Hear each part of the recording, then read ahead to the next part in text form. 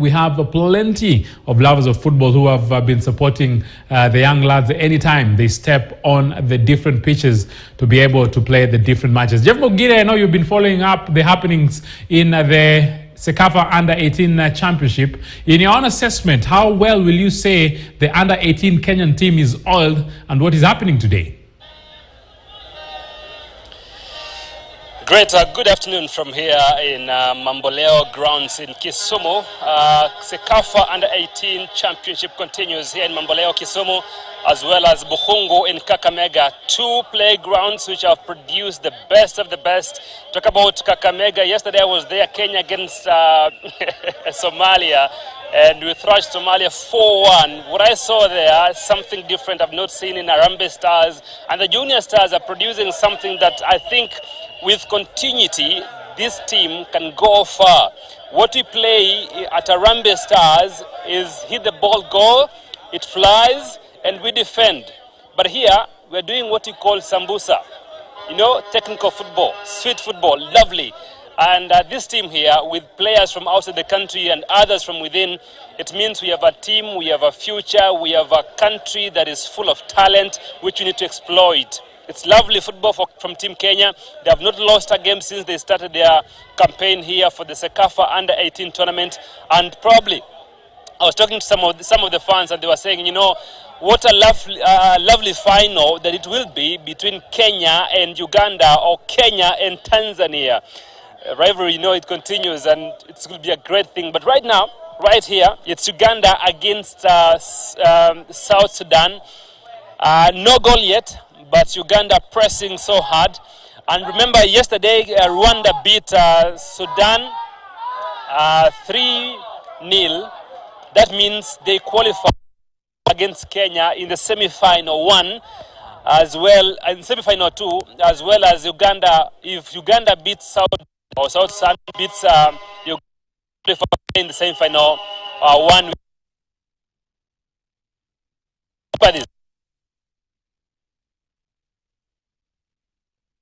Stadium teams have 3 points.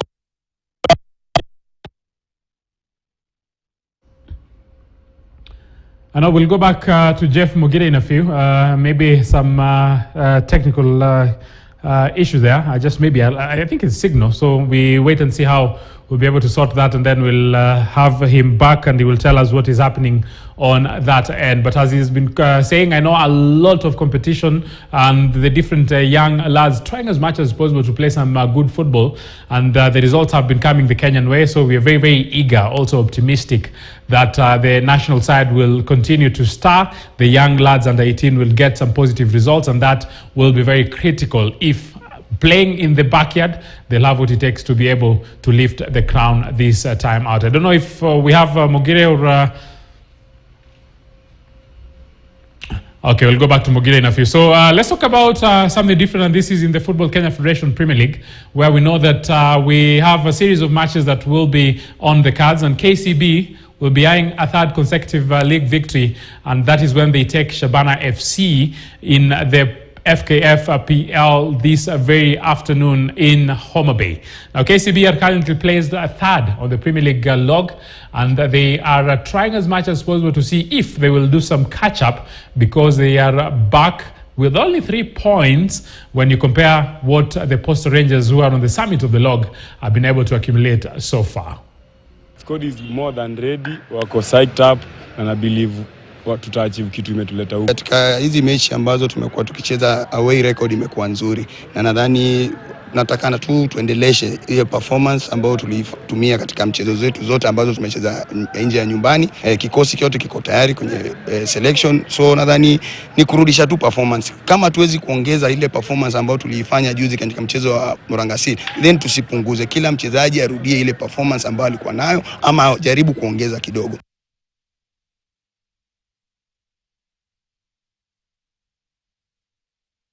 They will try as much as possible to see if they will be able to win it. But remember also, Shabana are not having the best of outings, but also they need to pick up some points, so anything in that tie can be able to happen. Jeff Mogire, let's try to see if we'll be able to update us. I know we lost you somewhere, but you're talking about the game that is underway at this particular time. So tell us about it. Well, we are so sorry. You apologize for a technical issue that has happened just a few minutes ago, and we're back now. And I was saying this, Uganda, South Sudan, Tanzania, and Zanzibar have 3 points each. And they have to win here to qualify to play in the semi-final one. So if Uganda wins here, South Sudan wins here, they go straight to the semi-final one. The other side, where I told you there's another match going on in Bukhongo between Tanzania and Zanzibar, if any of the teams playing in Bukhongo wins, they go to play into semi-final one. So that happens. They're all fighting here. They have to get there, whoever gets there first. But Uganda, remember, they have a higher chance of qualifying to the semi-final one because this is a team which has a good ground in terms of the grassroots talent, and they have academies, and they know how to nurture. And the talent they have produced here is also of quality, comparing to Kenya as well. So they are really looking forward to qualify here. But allow me now to introduce my fans here. I have a Ugandan fan and a Kenyan fan here. Let them tell us what exactly they're doing here and why should they come to watch. Okay, for the Ugandan guy, I understand why he's here. But for the Kenyan, I don't know why. Start with the name and tell us why you're here and what are you doing. For Kabagambe Amon, I'm a fan of Uganda and I'm a Ugandan. Na nashukuru sana kuona hizi mechi hapa, tunafurahia sana. Lakini niko nyuma ya Uganda mbaya sana. Nataka at least win inaweza qualify kwa final. Tunashukuru sana. Na nimeshukuru sana kwa hizi magames, at least Kenya imejaribu inatuletea at least magame hata sisi wenye hawana uwezo kuona inchi tofauti tunaweza jaribu hata sisi kuangalia. Tumeshukuru sana na niko nyuma ya Uganda mbaya sana na najiamini tunaweza win hii game twende final. Nimeshukuru sana. Labda kabla ya nusu finali ambayo inakuja, finali ungetarajia timu gani ikutana na Uganda kama Uganda itafuzu? Very good. Kwa finali mimi nikiona na natamani sana nipate Kenya. Ni lazima Kenya na Uganda sisi tuko karibu tunaishiana sana. Nataka tu nipate Kenya alafu tuone vile kutakuwa. Juu kila mtu anajiamini, anasema Uganda hizi nipiga, na mimi nasema Kenya hizi. Yaani nitakushukuru sana nikipatana kwa final na Kenya. Unaona napiga wote mabao 5, 4, 3, yani ikipungua 3. Hakuna shida, hata kama game ni game, football ni football. Hata kipiga 5 na bao moja na hesabu. Hata nikipiga moja nitaweza win na hiyo moja tu. Kupiga bao mingi nayo si shida sana, lakini tuko na hakika Uganda ni lazima itafika final. Kabla ni kuengage tena, wacha nichukue huyu kidogo tusiende mbali. Naomba usimame tu hapa kando hivi, niseme na huyu kidogo. Kaka, sema jina lako na uniambie mbona umekuja hapa leo, maana sioni Kenya na umepumzika leo. Kwa majina naitwa Fredrick Odhiambo, mimi ni fan wa South Sudan. Napenda sana game vile wanacheza. Sasa na support South Sudan ili wachape Uganda kwa leo. But mimi sana mimi ni wa Kenya na support timu yangu wa Kenya. Wanatandika watu kutandika. Sasa vile mwenzangu amesema hapo, nafurahia karibu tukutane finali. Lakini Kenya itakunyorosha mtu wangu. Kenya tuko na mchezo. Sala then tunashukuru sana kwa watu viongozi wetu kuleta hizi vitu Kenya.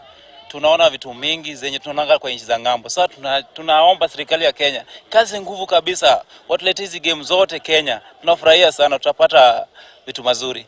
Upande wa talent, mechi hizi zimeandaliwa katika eneo ambalo ni kapu la Kenya, tukizungumzia vipaji ama talanta, wachezaji wazuri wametoka hapa, kina Wanyama, kina wote wazuri wametoka eneo hili.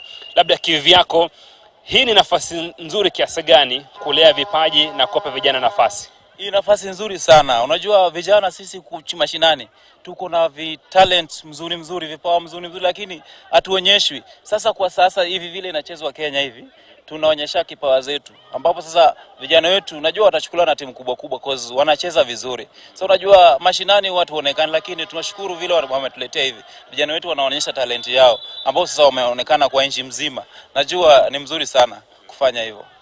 Haya, tuzungumzie na huyu jamaa wa Uganda kidogo. Kaka, pale Uganda mnafanya kazi haswa na akademia. Ndio maana mna vijana wazuri wanacheza soka nzuri hapa na tunafurahia sana.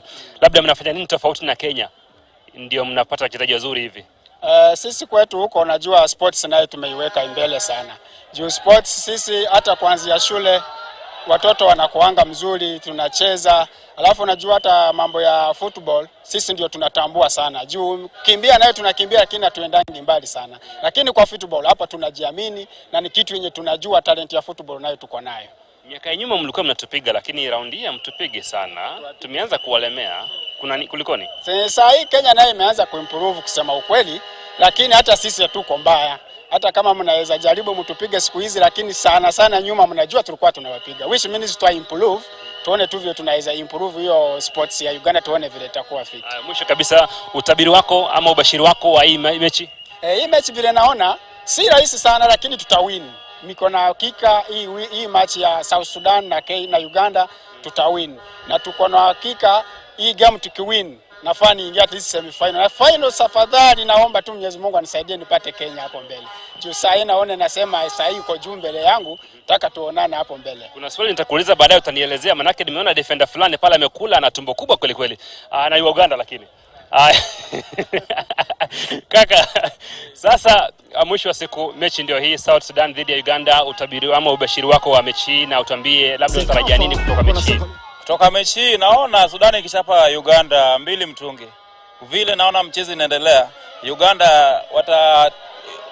South Sudan itachapa Uganda 2-0 hapa. Kwa hivyo unaangalia hata hiyo ndio simeingia nimekuwa nje lakini sasa ile kitu ningependa kuongea kwa serikali yetu ya Kenya, vijana wetu wanacheza vizuri. Sana hapa Kenya tuko na vijana wanacheza sana vizuri. Sasa serikali yetu ya Kenya, FIFA, iangalie vijana wetu sana. Wasiwe wakaangalia wachezaji kutoka nje sana. Unakuta wachezaji wa nje wanakuja wanaletwa Kenya, wanachezea ligi zetu za Kenya hizi. Klabu zetu za Kenya wanalipwa mshahara ya juu, alafu hii vijana wetu wa Kenya wanafinywa. Waangalie vijana wetu hao wana mchezo mzuri, sasa waangalie pande yao pia walipo mshahara mzuri tu ili tuendelee vizuri.